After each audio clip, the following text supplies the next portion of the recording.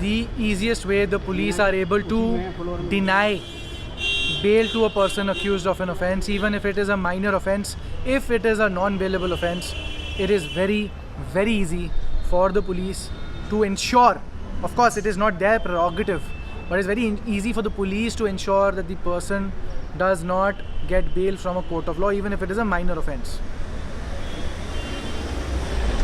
What happens is that these people, if you're accused of an offence, you go to the court, you maybe get interim protection or you get protection from the court. The court says, all right, in the event of arrest, this person, this accused applicant person will be released on bail on a bail bond of X sum with a surety of the like amount. However, if ye dada log, they become really hell-bent on putting you behind bars, there's very little that you can do, and you have to ensure that whatever there is that you can do, you do it to the fullest possible extent.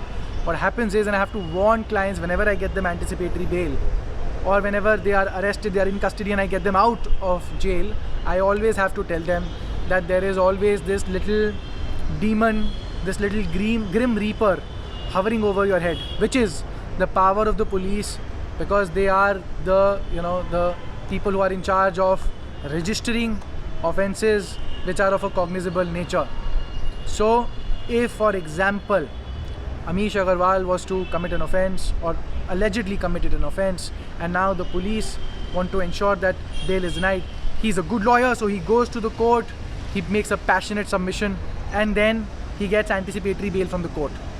Now, or he gets interim protection. Either of the two situations, the police need to do nothing else, but the day that the applicant accused Amish Agarwal goes to court, goes to the police station and says, all right, I'm here joining investigation, take my statement, do whatever you need to do.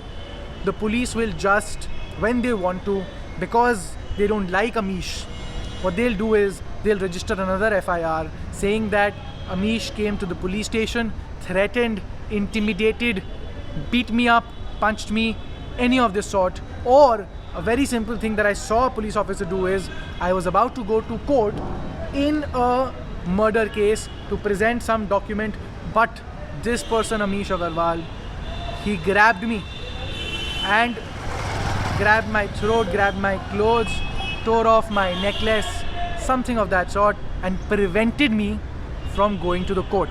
And then another section which in the IPC first, which is full of 511 amazing offences. One of those sections says that if a public officer is prevented from doing his duty, then that is a punishable offence.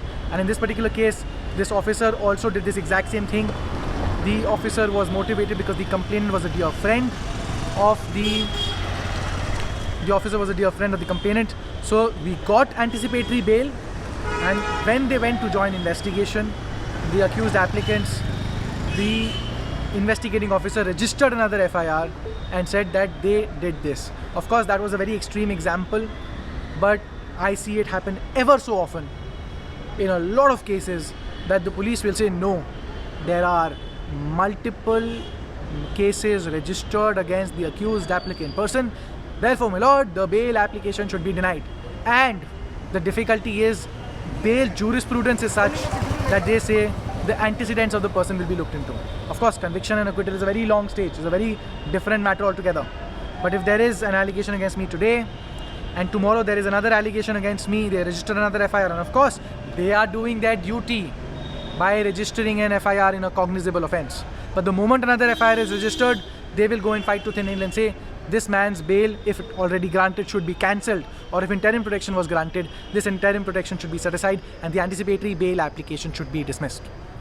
Of course, what can you do in such a kind of a situation is that you can perhaps file the requisite complaints that you can file before the appropriate authorities, pointing out the fact that there is a very, very biased investigating officer. You point out the bias, you point out the reason for the bias.